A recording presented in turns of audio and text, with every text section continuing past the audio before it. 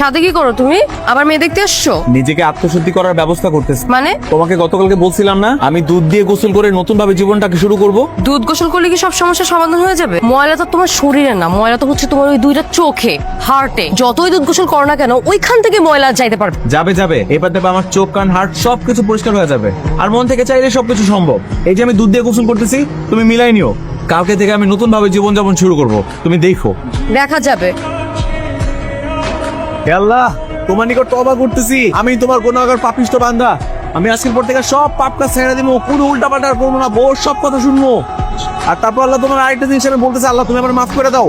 আমার দিয়ে আর কোনো উল্টাপাল্টা কাজ হইব না, তুমি আমার রহমত দান করো, যাতে আমি বউর সব কথা শুনে চলতে পারি আর কোনো উল্টাপাল্টা না করি। আন্টি কি করো? দুধ দিয়ে গোসল করতেছি, নিজেকে আত্মশুদ্ধি করতেছি, আর কোনো পরনারীর দিকে তাকাবো না, তোমার আম্মুরও দেখবো না। বাহ বাহ বাহ বাহ, পরনারীর দিকে তাকায় তবা করতেছে, যার কখনো পরনারীর দিকে তাকাবে না। আশেপাশে পরনারী কই? শ্রেয়া পরনারী না? শ্রেয়া পরনারী? নারী তো। আল্লাহ, আচ্ছা ঠিক আছে, শ্রেয়ার বয়সে কোনো নারীর দিকেও আমি আর তাকাবো না, ঠিক আছে? শ্রেয়া আম্মু, তুমি বাসায় যাও, যাও, টাটা। ওকে ডার্লিং, বাই বাই।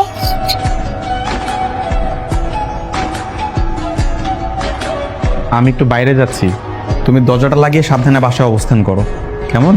আসসালামু আলাইকুম। ওয়ালাইকুম আসসালাম। আসসালামু আলাইকুম চাচা, যাবেন? নিশ্চয়ই কোনো কাহিনী আছে, না হলে এতটা চেঞ্জ কোনোভাবেই পসিবল না। এই রহস্য আমাকে বের করতেই হবে। কি হয়েছে ভাবি, হঠাৎ ডাকলেন যে?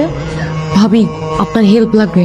কি হেল্প? ভাবি, রাফিনা একদম ভালো হয়ে গেছে, 5 ওয়াক্ত নামাজ পড়ে, কারো দিকে তাকায়ও না। হ্যাঁ ঠিকই বলেছেন, ভাই না আমার দিকেও তাকায় না, আমি কথা বললে আমার দিকে মাথা ঘুরিয়ে ওঠে। ভাবি, এই জন্য তো বলতেছি একটু হেল্প করেন। আমি একটা সিম কিনছি, যে নাম্বারটা হচ্ছে রাফি জানে না, ওই সিম দিয়ে রাফিকে একটা কল দিবেন। একটু লাইন মারার চেষ্টা করেন, দেখিও কি বলে। আচ্ছা ঠিক আছে। হ্যালো, আসসালামু আলাইকুম। ওয়ালাইকুম আসসালাম। এটা কি রায়হান সাহেবের নাম্বার? জি না, আমি রাফি হাসান বলছি। ও আচ্ছা, তাহলে তো রং নাম্বার। জি। ভাবি কল তো কেটে দিল, আবার দেন। কি বলবো ভাবি? দিয়ে বলেন যে রায়হান সাহেব নয়তো কি হয়েছে, আমি একটু আপনার সাথেই কথা বলতে চাই, মানে একটু ফ্লার্ট করেন আর কি। হ্যালো, আসসালামু আলাইকুম। ওয়ালাইকুম আসসালাম। আচ্ছা আপনি রায়হান সাহেব না তো কি হয়েছে, আপনার সঙ্গে একটু কথা বলি। জি দেখুন, আমি আশা করছি আপনি একজন সম্ভ্রান্ত ঘরের মহিলা। আমি কোনোভাবেই চাই না আমার জন্য আপনি কোনোভাবে পাপের অংশীদার হন, তারপর আপনি জাহান্নামী হন। আমি কোনোভাবেই পাপের অংশীদার হতে চাচ্ছি না, তাই আমি বলবো আপনি আমাকে দয়া করে আর কল করবেন না। আমি আপনাকে এখনই ব্লক লিস্টে রাখছি। আসসালামু আলাইকুম। ভাবি আবার কেটে দিল তো, ভাই মনে হয় সত্যি সত্যি ভালো হয়ে গিয়েছে। না ভাবি, কয়লা ধুলে কখনো ময়লা যায় না। ও নিশ্চয়ই গোপনে গোপনে কারো দিকে নজর দিচ্ছে, যেটা আমি ধরতে পারছি না। না ভাবি, আমার মনে হচ্ছে ভাই সত্যি সত্যি ভালো হয়েছে, আপনি শুধু একটু বেশি বেশি টেনশন। না ভাবি, আমি এটা সত্যিটা উদ্ঘাটন করেই ছাড়বো।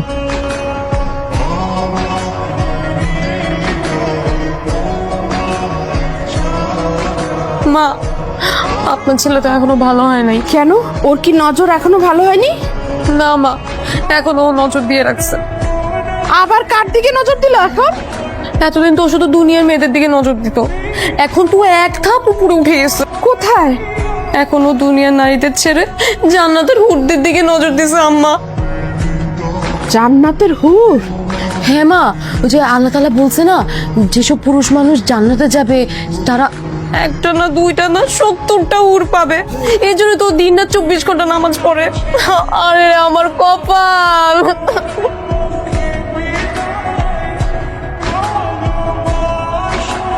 মেয়েদের সন্দেহ এক্সপ্রেস ট্রেনের মতো থামে না, গতি শুধু বাড়তেই থাকে।